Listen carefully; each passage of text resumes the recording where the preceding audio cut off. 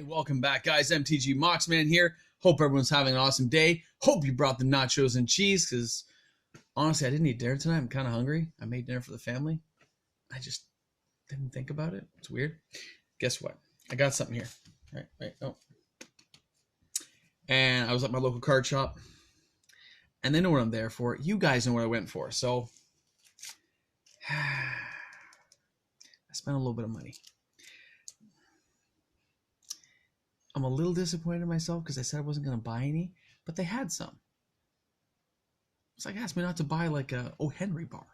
They have it. It's kind of like, I don't want it now, but later when I want it, it won't be there. So I got some cards from Face to Face Games.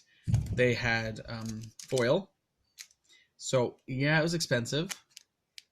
$79.99 Canadian. So it's $80. Which is funny because I remember paying like $23, $24. But it's fine because I really wanted it. So I'm totally cool with it. In the sense, like, I understood I was going to pay that. I was just kind of like, it's a lot of money. And of course, usually when I get priced like this, I will leave the price on so I know. So when I know a price, it helps me, right? Knowing the price helps me do it. Still filling this binder, so we're still going here. But I like to know what I'm walking into. So when I knew the price, I'm like, it hurts, but it's okay. So I have to go back to the pages that I'm filling in still. My. There's a lot of Mox Ambers here. So I'm filling this page right now, apparently. So I'll put one there. Now, they only had 4 regulars. And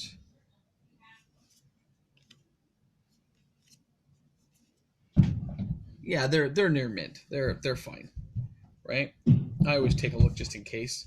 Ones that are not near mint don't go in my case things here, guys. They go to a different place, not a happy place. They don't go up to heaven or something. They go to a different place.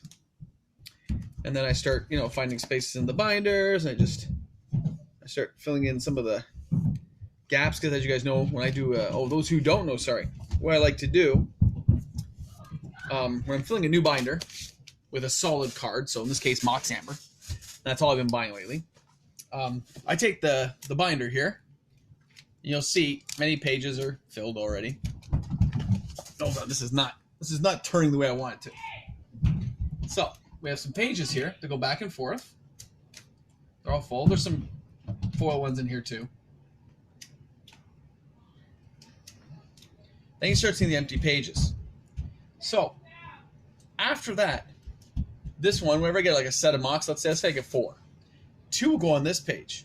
1 goes on this page, and 1 goes somewhere else. And it slowly fills in. It makes me feel a sense of accomplishment when I'm working my way toward it. So you'll see back here, some have 2. Some have 1.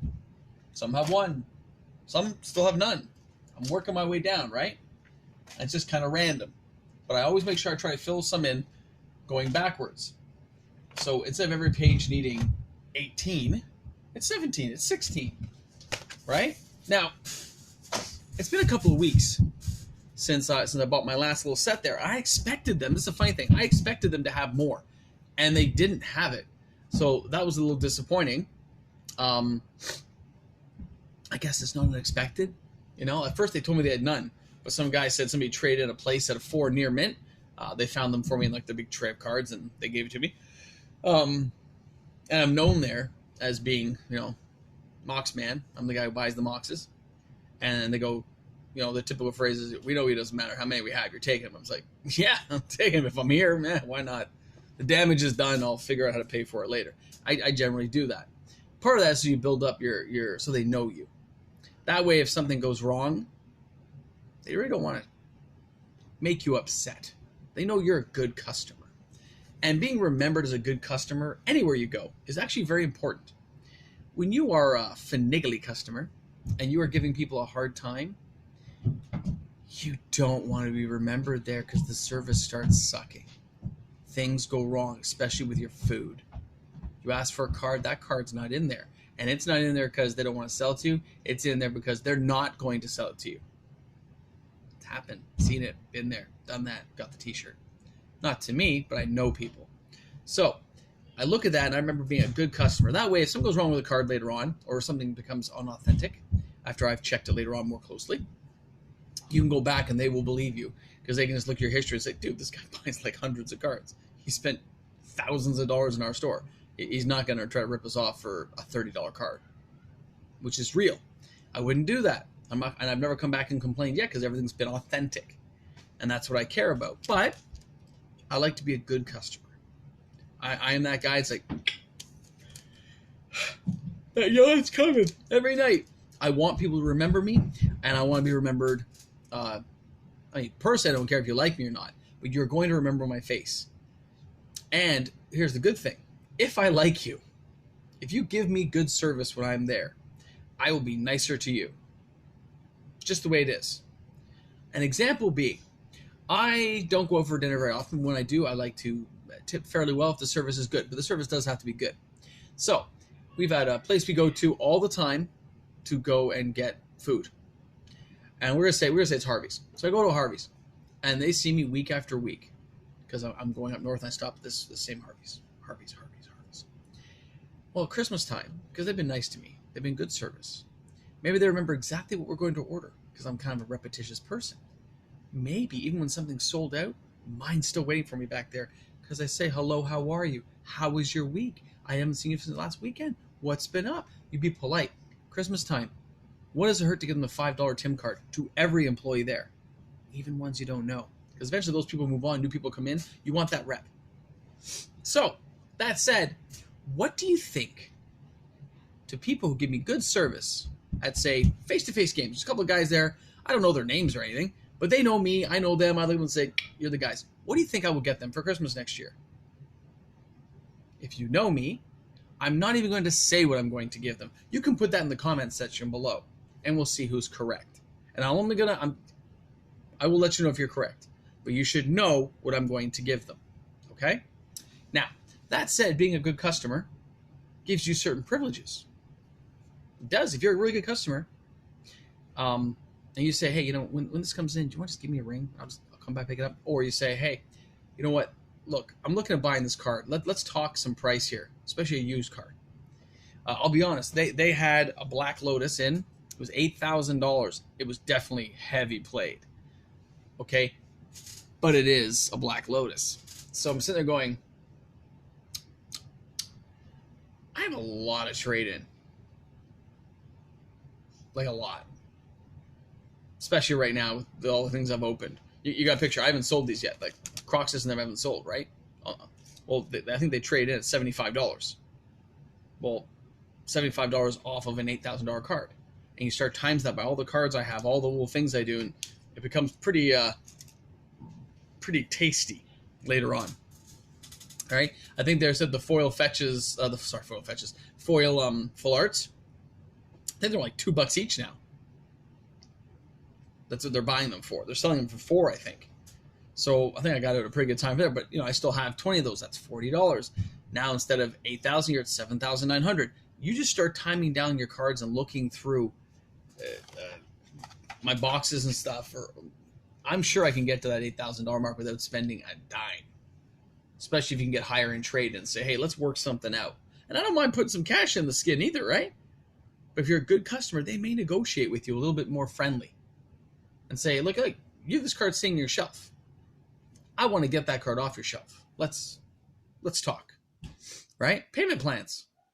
Most people can't get a payment plan. I can get a payment plan. I've had deals before. It's like, hey, man, I'm going to walk out with this card. I'm going to pay you $200 every 2 weeks. Sure, no problem, man. Here you go. Because they know you. They know you're going to show up. And I'm a very regimented person, if you've noticed. I do a video basically every night of the week up until Thursday. I don't do on Friday, sometimes on Saturday, and I always do one on Sunday because I have a pattern. Assuming it's not a late night at work where I get like dragged out. But generally speaking, very patterned. Being a good customer is important. Right? And by the way, they got to be good people to you as well. It isn't just one-sided. Because there are people, okay, little bit of a story. I'm just going to run this really quick. Years ago, before Ugin went up in value, I was at my local place in Toronto, not face-to-face. It was called 401 Games. It's still around now.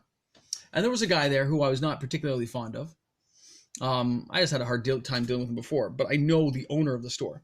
Anyway, they had Ugins in there, and the Ugins were $21, and he had, I don't know, 40 or so, like a big, thick thing. And I said to him, you know what? It's typical of me. I was like, I'll take all 40, but can you just like make it $20 even, and I'll take the 40. He goes, no, the price is 21. I said, look, I buy here all the time. I'm just asking for like $1 off. I'll pay cash. And he goes, no. I said, okay, can you call the owner? Like, I know him very well. I'm sure we can work this out. He goes, no.